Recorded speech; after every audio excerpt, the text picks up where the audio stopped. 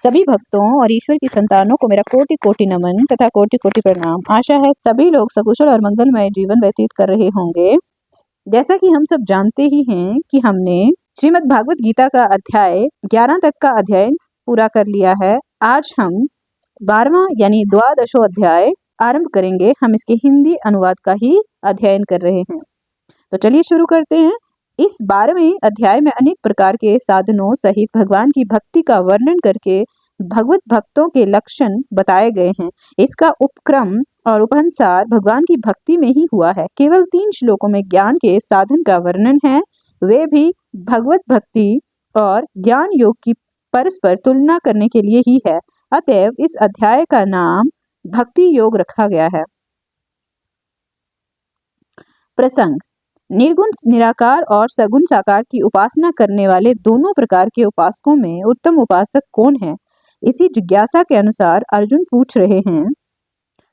अर्जुन बोले, जो अनन्य प्रेमी भक्तजन पूर्वोक्त प्रकार से निरंतर आपके भजन ध्यान में लगे रहकर आप सगुण रूप परमेश्वर की और दूसरे जो केवल अविनाशी सच्चिदानंद घन निराकार ब्रह्मा को ही अतिश्रेष्ठ भाव से भजते हैं, उन दोनों प्रकार के उपासकों में अति उत्तम योग वेता कौन है?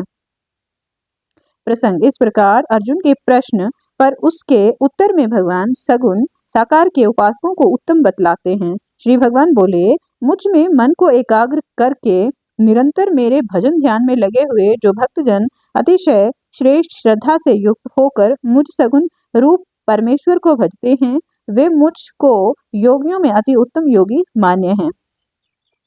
प्रसंग: पूर्व श्लोक में सगुण साकार परमेश्वर के उपासकों को उत्तम योग वेत्ता बतलाया। इस पर यह जिज्ञासा हो सकती है कि तो क्या निर्गुण निराकार ब्रह्मा के उपासक उत्तम योग वेत्ता नहीं हैं? इस पर कहते हैं, परंतु जो पुरुष इंद्रियों के समुदाय को भली प्रकार वश में करके मन बुद्धि से परे सर्वव्यापी अकथनीय स्वरूप और सदा एक रस रहने वाले नित्य अचल निराकार अविनाशी सच्चिदानंद घन ब्रह्मा को निरंतर एक ही भाव से ध्यान करते हुए भजते हैं, वे संपूर्ण भूतों के हित में रत और सब में समान भाव वाले योगी मुझ को ही प्राप्त होते हैं। प्रसंग: इस प्रकार निर्गुण उपासना और उसके फल का प्रतिपादन करने के पश्चात अब देहाभिमानियों के लिए अव्यक्त गति की प्राप्ति को कठिन बतलाते हैं। उन सच्चिदानंद घन निराकार ब्रह्मा में आसक्त चित्त वाले पुरुषों के साधन में परिश्रम विशेष है, क्योंकि देहाभिमानियों के द्वारा अव्यक्त विषयक गति दुखपूर्वक प्राप्त की जाती है। प्रसंग: इस प्रकार निर्गुण निराकार ब्रह्मा की उपासना से देह अभिमानियों के लिए परमात्मा की प्राप्ति कठिन बतलाने के उपरांत अब 2 श्लोकों द्वारा सगुण परमेश्वर की उपासना से परमेश्वर की प्राप्ति शीघ्र और अनायास होने की बात करते हैं। परंतु जो मेरे परायण रहने वाले भक्तजन संपूर्ण कर्मों को मुझ में अर्पण करके मुझ सगुण रूप परमेश्वर को ही अनन्य भक्ति योग से निरंतर चिंतन करते हुए भजते हैं, हे अर्जुन, उन मुझ में चित्त लगाने वाले प्रेमी भक्तों का मैं शीघ्र ही मृत्यु रूप संसार समुद्र से उद्धार करने वाला होता हूँ। प्रसंग: इस प्रकार पूर्व श्लोकों में निर्गुण उपासना की अपेक्षा सगुण उपासना की सुगमता का प्रतिपादन किया गया, इसलिए अब भगवान अर्जुन को उसी प्रकार मन बुद्धि लगाकर सगुण उपासना करने की आज्ञा देते हैं। मुझ में मन को लगा और मुझ में ही बुद्धि को लगा, इसके उपरांत तो मुझ में ही निवास करेगा, इसमें कुछ भी संशय नहीं है। प्रसंग: यहाँ ये जिज्ञासा हो सकती है कि यदि मैं उपर्युक्त प्रकार से आप में मन बुद्धि न लगा सकूं तो मुझे क्या करना चाहिए? इस पर कहते हैं, यदि तू मन को मुझ में अचल स्थापन करने के लिए समर्थ नहीं है तो हे अर्जुन, अभ्यास रूप योग के द्वारा मुझको प्राप्त होने के लिए इच्छा कर। प्रसंग: यहाँ पर जिज्ञासा होती है कि यदि इस प्रकार अभ्यास योग भी मैं ना कर सकूं तो मुझे क्या करना चाहिए? इस पर कहते हैं, यदि तू उपयुक्त अभ्यास में भी सब असमर्थ है तो केवल मेरे लिए कर्म करने के ही परायण हो जा। इस प्रकार मेरे निमित्त कर्मों को करता हुआ भी मेरी प्राप्ति रूप सिद्धि को ही प्राप्त होगा। प्रसंग: यहाँ अर्जुन को जिज्ञासा हो सकती है कि यदि उपर्युक्त प्रकार से आपके लिए मैं कर्म भी ना कर सकूं तो मुझे क्या करना चाहिए? इस पर कहते हैं, यदि मेरी प्राप्ति रूप योग के आश्रित होकर उपयुक्त साधन को करने में भी तू असमर्थ है तो मन बुद्धि आदि पर विजय प्राप्त करने वाला होकर सब कर्मों के फल का त्याग कर।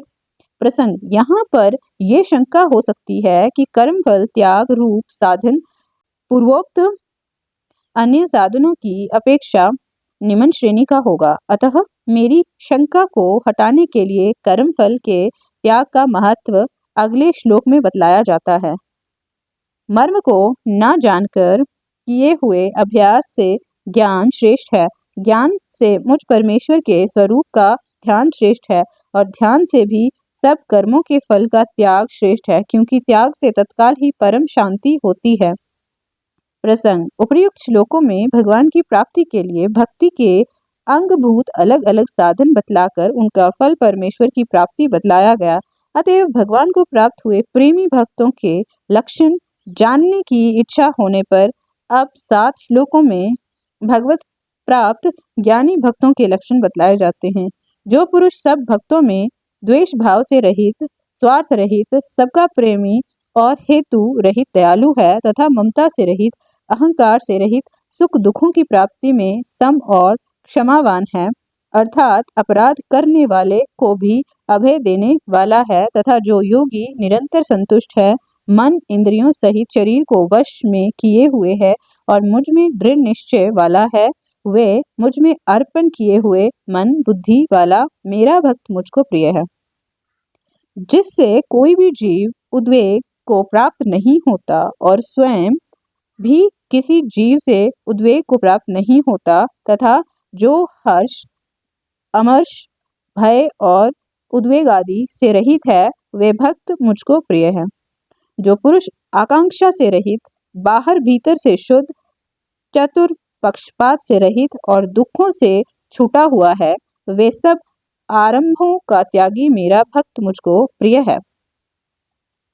जो न कभी हर्षित होता है, न द्वेष करता है, न शोक करता है, न कामना करता है, तथा जो शुभ और अशुभ संपूर्ण कर्मों का त्यागी है, वे भक्ति युक्त पुरुष मुझको प्रिय है। जो शत्रु मित्र में और मान अपमान में सम है, तथा सर्दी गर्मी और दुख सुख आदि द्वंद्वों में सम है और आसक्ति से रहित है।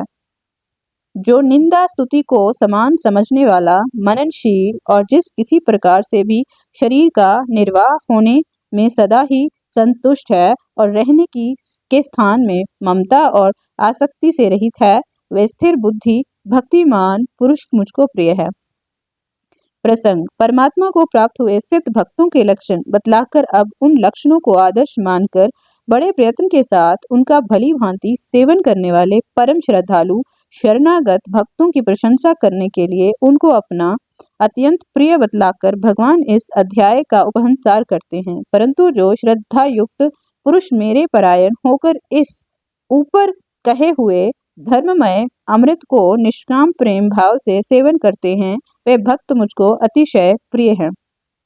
इस तरह से हमारा 12वां अध्याय समाप्त होता है। आशा है हमारे ज्ञान में और वृद्धि हुई होगी। मिलते हैं अगले अध्याय में। ईश्वर सदैव सबका कल्याण करे तथा सबकी मनोकामनाओं को पूर्ण करे। धन्यवाद।